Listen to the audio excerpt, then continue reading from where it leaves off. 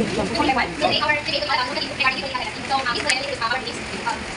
Abigail Poliente and I am the first mediator for today's debate.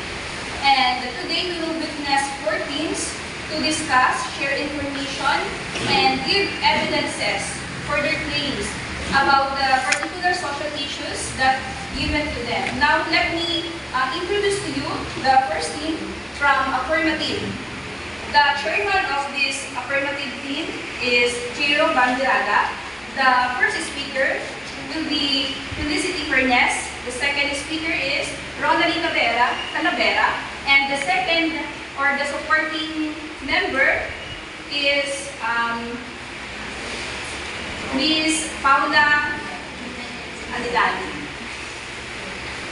And the opposing team, the leader of the opposing team is Jomar Ostare. The first speaker will be Daisy Manzanero, and the second speaker will be La Laguna, and the supporting member of this opposing team is Rain Villegas.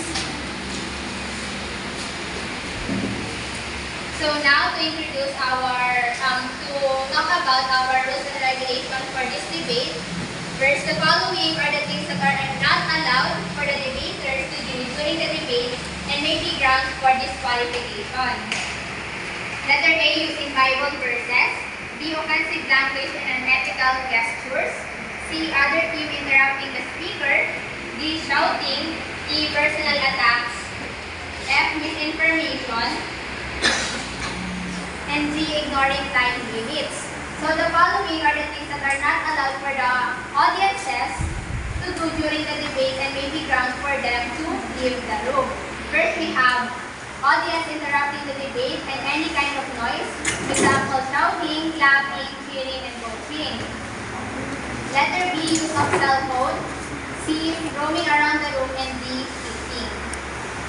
So, our debate will start with the opposing team with their second speaker, and he, Mr. Laguna, will only have 2 minutes to state his evidences. So the timer starts.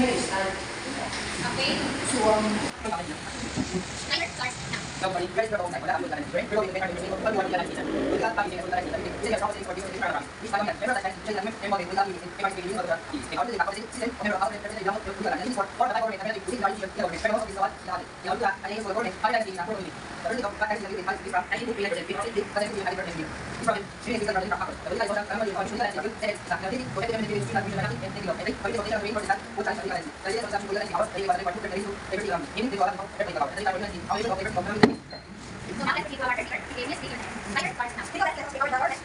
Timer starts now.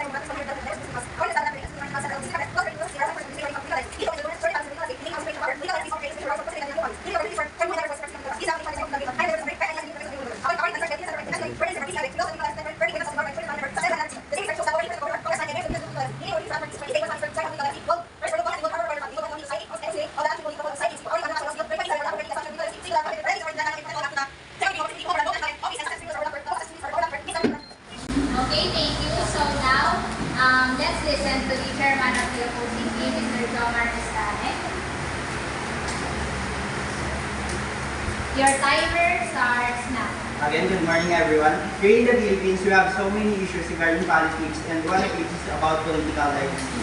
The Philippines is noted for being a dynastic democratic country. Powerful clans have long played major role in this politics for centuries. Political dynasty is not a new phenomenon in the Philippines. It originated with Spanish colonization in the 16th century and has continued right up until the present day. Political family in the Philippines is very common, started from grandfather and passed through generation to generations. Philippines belongs to the third world country or to the underdeveloped country because of many reasons, and one of which is political dynasty. Political dynasty is the main breeder of incompetence, abuse of power, and corruption, and is becoming a family business.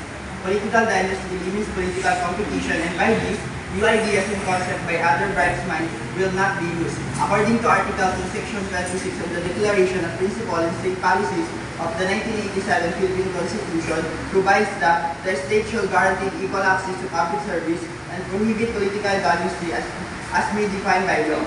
While there is already constitutional prohibition on the political dynasty, it is still lack an enabling law as well as implementing rules and regulation as to how politics dynasty may be defined.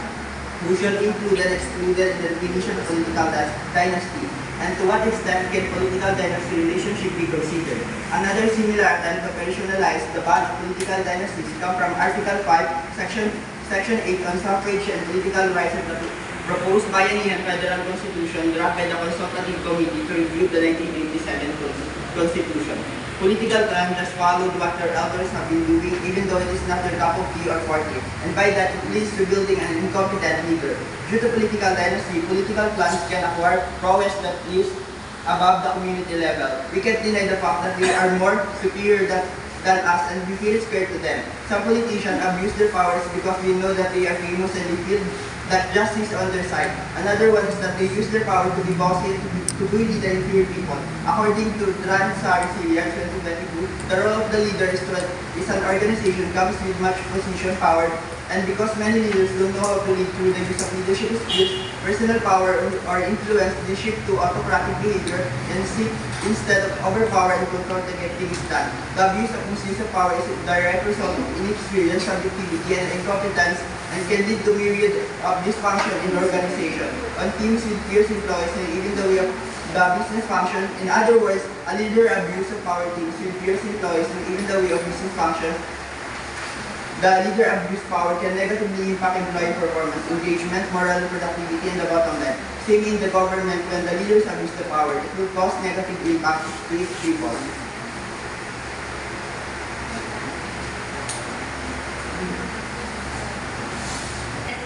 In presenting their evidences, now let's hear our affirmative team, starting with their second speaker, Ms. Ronaldine Talavera.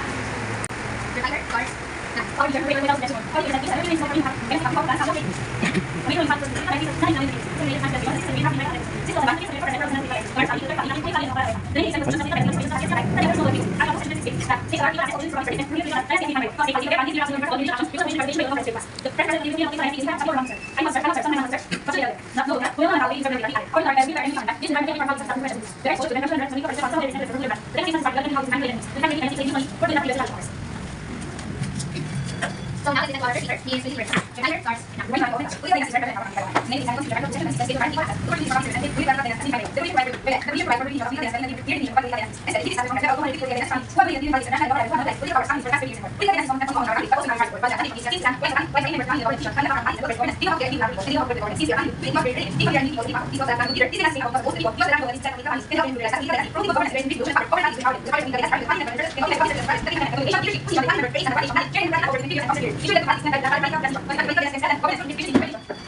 So now the chairman of the affirmative team, Mr. Jero Banderaya. So, good morning, classmates. Hindi ko pa nasasabi na mag-start.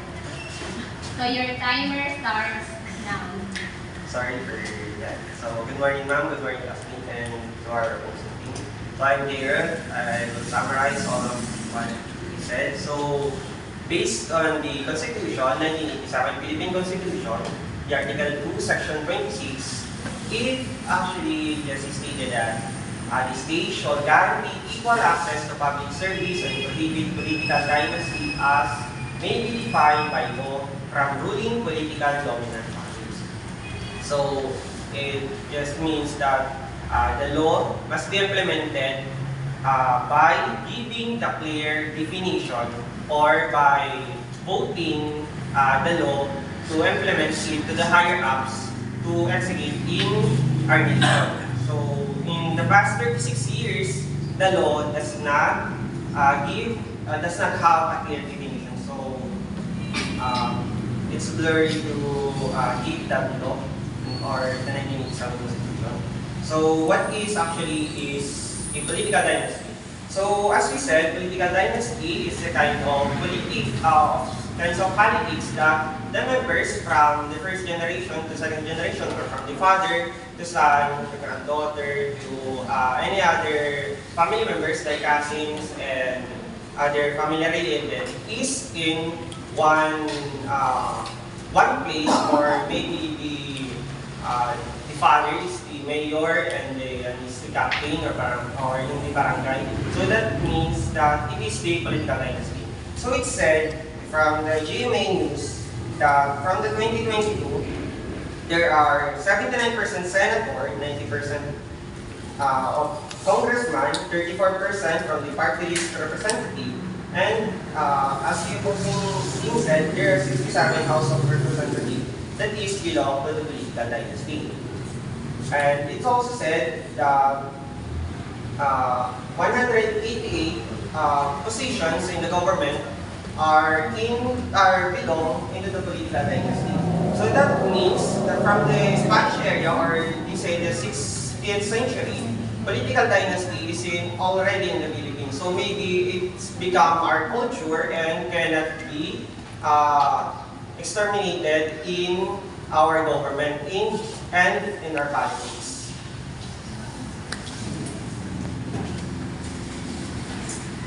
Now, since each team are done given their information about their topic, the rebuttal stage begin. Now, this stage of team will be given in the rebuttal stage is the opposing team. Mr. Starek, please stand up. Yes, sir. So you only have 2 minutes to state any argument that you like to give to the other team. And after that, Mr. Banderada, you also have 2 minutes to counter-argument everything that Mr. Jomar has said. Is that clear? Okay, so Mr. Rosale, your timer starts. One of the statements that the affirmative state is, sinasabi po doon na binoto ng tao yung isang politiko dahil daw deserve ito. Pero paano mo sasabi, may pagkakataon na sinasabi na binoto yun ng tao dahil mayroon nga dahil nasa political dynasty, may ilang tao na gumagamit ng powers to buy vote. So paano mo masasabi na deserve nila yun kung yung tao ng iyon, yung nasa political dynasty is binayaran mismo yung tao para sila ay vote. Dahil sa political dynasty, parang mayroong impluensya dahil nga mas makapangyarihan yung tao yun. So sila mismo yung iboboto kaysa dun sa ibang qualified na tao. Another is yung sinasabi na yung political governance daw, yung sinasabi ni Ernest na yung sa pagtutuloy-tuloy daw ng political dynasty na yung halimbawa mula sa father na itutuloy ng anak is parang paano nga kung gaya ng sinabi ko dito sa aking statement that yung political clans just follow what their elders are doing even though it's not their cup of tea. Paano mo masasabi na yung isang leader is how can you make sure that the progress of the leaders from political dynasty often inherit their position? There are some leaders who just get their position by influence of the family from dynasties who lead the politics, but how can they rule or lead the people if it's not their cup of tea? Their not of cup of tea, or yung hindi nga sila marunong mag-handle ng isang parang napilitan lamang sila.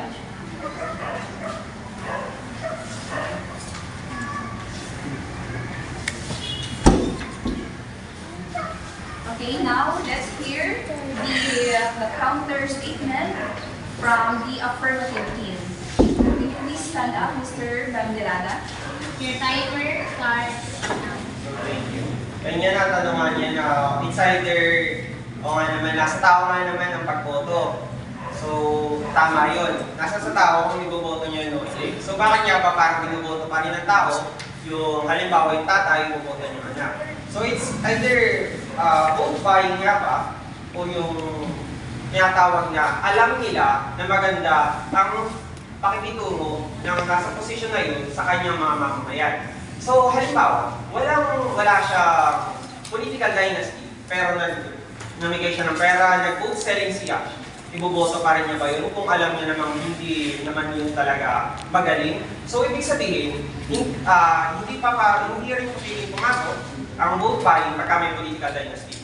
Like, pagkabigay niya, alam ng tao na magandang pangalan yung nakatayo sa posisyon na yun.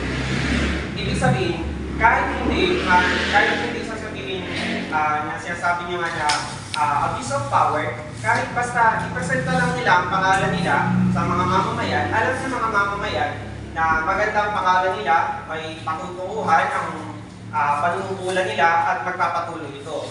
Na nakapaloob din dito yung halimbawa pagka nagaling siya sa ama niya tapos sa anak, ibig sabihin may karanasan na ang isa sa mga pamilya niya na pwedeng mag-shape sa kanyang anak na parang mas ma-improve ang pakikitungo niya sa kanyang mga mamamayan. Nakapaloob din dito yung vote buy niya na kahit hindi mamigay ng pera or kahit hindi gaano mga panya, maglabas ng mas maraming pera ang isang pamilya, magandang pangalan para i-presenta ang kanyang sarili o kanyang kamag-anak, pwede pa rin itong iboto ng tao dahil alam nga ng tao na maganda ang pakikitungo nila sa kanilang mamamayan. Sa abuse of power naman, hindi naman actually ito malo dahil lahat naman ay may kakayahang mag-abuse ng power. Kahit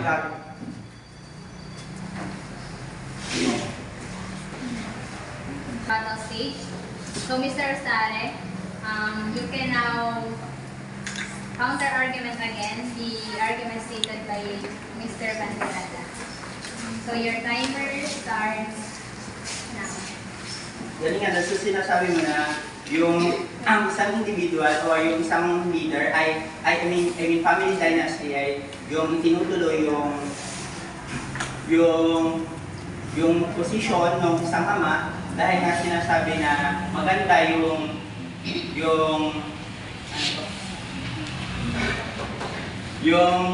ginawa ng isang ama, paano nga yung kung bakit nakadepende nga sa magandang ginawa ng tatay, paano nga kung yung sunod na is yung anak na yung tatapos sa posisyon, paano mo masasabi na yung ginawa ng tatay is parang same ng characteristic nga ba ng anak?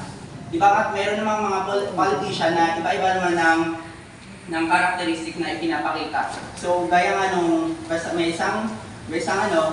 isang politician na kung saan may magandang naidulot yung isang ama, pero yung pagdating doon sa anak ay parang nagiging pariwara dahil nga yung anak is hindi naman talaga niya kapoki yung pagsiserve sa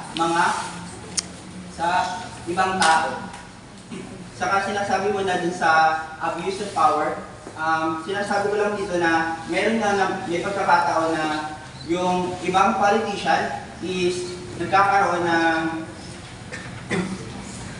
ng lack of transparency and accountability. Minsan sila ay nagtatad or nag-ooperate ng isang operation ng isang action na kung saan ay close circles. Yung sinasabi nga ng iba niya na mga politician na mga confidential fund. So paano nga ma-identify ng mga tao kung ito nga ba ay paano nila ma-hold na accountable yung action ng isang politician na ito.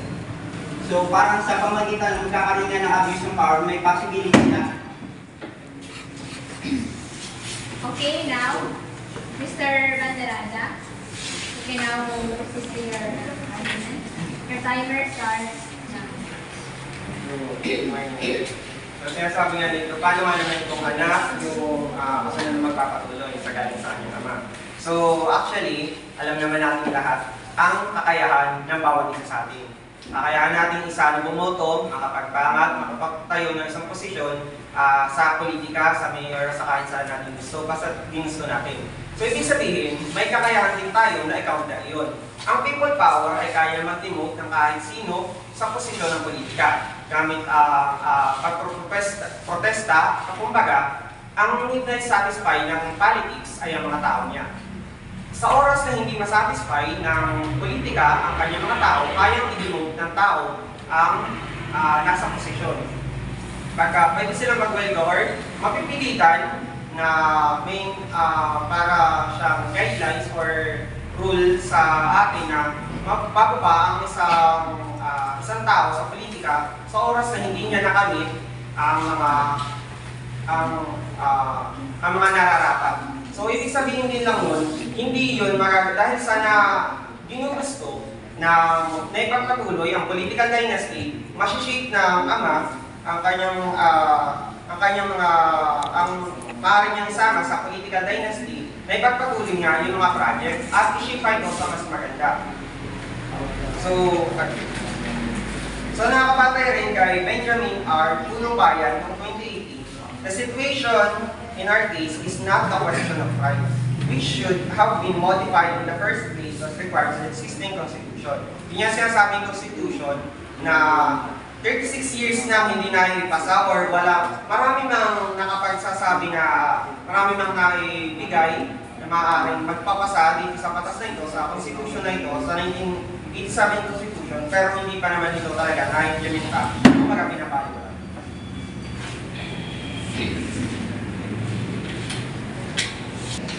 Mr. Rosales, you can now stand up and state your names. Sinasabi ni Chair na ay ng the chairman of the affirmative team na meron daw naman na people's power.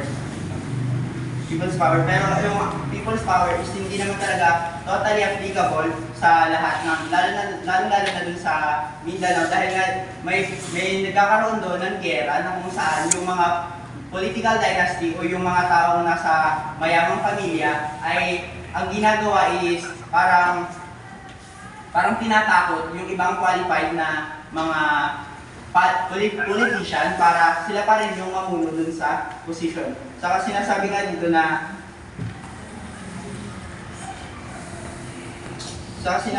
dito na yung may pagkakataon nga na yung politician ay ginagamit yung posisyon na yun para magpatakbo nga ng isang business. Yung parang pinipili na yung isang, halimbawa yung father, pinapatakbo yung anak para mag-continue. Pero yung pagpapatakbo na yun, parang ang inaano nila is dun sa pagkakaroon ng political business nila. Na kung saan, parang nag-focus sila dun sa status rather na i-address nila yung mga issues na kailangan within the society and the people. So, sinasabi rin dito na dahil nga dun sa pagkakaroon ng political dynasty, gaya dun sa Article 2, Section 26, yung sinasabi na yung the state should guarantee equal access to public service. Yung political dynasty is parang sinasabi na yung nangiwitin yung resistance to change dahil nga nagpo-focus lang tayo dun sa mga leader na yun, parang hindi natin nasusubukan yung ibang mga leaders na kung saan ay qualified din naman sila para magkaroon ng economic change. Okay, so now, Mr. Jairo Banderana, please stand up. Your timer starts now. Ayun, sinabi ko na people power. So sa tingin niyo ba, pagka kailangan na sa isang posisyon, kailangan may karapatang i-demote yung iba. So ibig sabihin lang ito, halimbawa nga nung pinapa natin, pagka may hindi sakop yung isang mas malakas, like yung nagdo-dominant yung political dynasty, yung people power is pwede magaling sa kabila na alam nilang makakasama yun. So isa din yun sa posisyon na ang sinasabi natin na yung political names is need to be protected. So, sa oras na malaman nila na nakakasama yung pamilya nila, hindi ibig sabihin na posibleng bumaba rin sila. Kung hindi, pagandahin nila, magbago sila, tanggalin nila yung alam nilang nakakasama, galing sa ibang parte ng lugar na alam naman nila sinasabihan na sila or nadudumihan ng kanilang pangalan. So, isa din dito, para mapahan yung people power, is para mapalakas yun, is yun yung kailangan mas maging educated ang mga tao na iboto ang tama na tatakbo sa isang posisyon. So ibig sabihin lang ito, hindi naman lahat ng tao is yung sa makakita silang mali ay pipikit na lang sila then pupusit sila doon. Ang tao naman is may yung tinatawag natin konsensya at alam naman nila na aware sila na posibleng pag-alam nila ang masama yun, so ibig sabihin, hindi nila yung iboboto. Pero sa counter nga nun is yung shaping nga ng kakayahan ng isang kamag-anak, like hindi naman sa political dynasty nasasabi nga natin na hindi lang yung ama or yung anak, yung sasabi natin na yung mga iba't ibang klase ng dynasty is galing sa ibang kamag-anak, kumaga, from their region, sa sinasakupan nila, makakarinig sila ng ibang rekomendasyon na maaaring matanggap ng isang pamilya, isasali niya sa ibang pamilya para mapunan nila. during the fourth round of our battle stage, the chairman of both teams will now state the conclusion of their whole argument regarding their side regarding our issue of political dynasty. So the conclusion should be in English.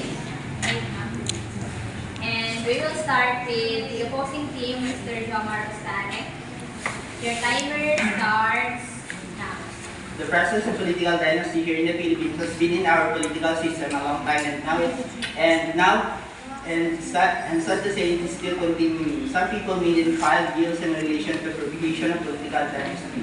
On January 24, 2011, Senator Mary Defensor Santiago filed Senate Bill 2649, which prohibits political dynasties for holding or running for local government positions.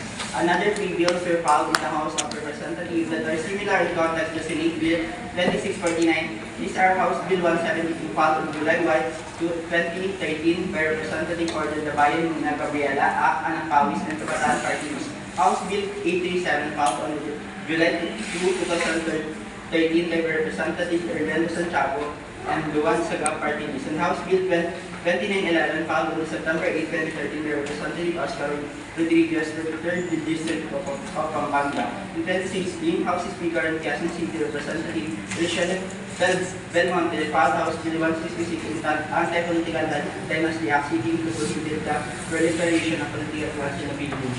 Even though that the political dynasty we cannot provide a law of political dynasty because in the study of 2014 done by Peruvian of the Department of Politics University indicates that an estimated 50 to 70% of all politicians are involved or associated in political dynasty within the Philippines. In the same study, it was concluded that approximately 70% of all jurisdiction-based legislators in the current Congress are involved in the political dynasty, with 40% of them having ties to legislators who belong to as part of 3 Congress prior. It is also said that 77% of the legislators between ages 26 to 40 are also dynamic, which indicates the second and third generation of political dynasty in the Philippines has begun the political career as well. So in this case, we conclude that the political dynasty and political class have a control in our political system in a way that we cannot pass a law.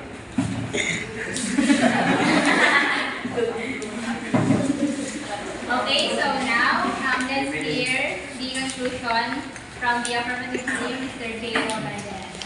Your timer starts now. So here lies our conclusion. So does the existence of the political dynasty really help the Philippine people, or is it just making the political maturity of the nation stagnant?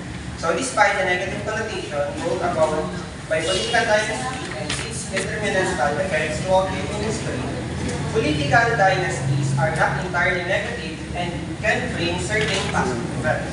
So the solution to the negative effects linked to political dynasty is not actually to ban the political dynasty in general, but instead to educate people to vote responsibly in choosing a leader. So when it comes to voting, we need to choose our leader first. So this is our conclusion. And what you said about all the law, yes, it is hindi yun nakipasa lahat dahil sa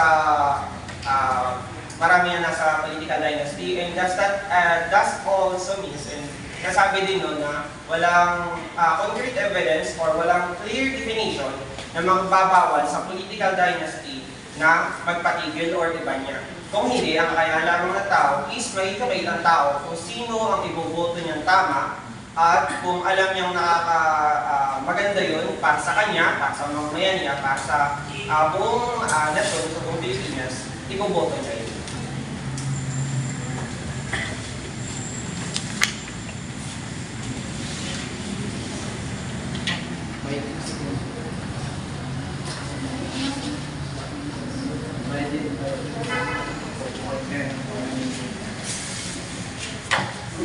Now, the team 1 are done given their arguments. We can now proceed to the second team. May time pa tayo for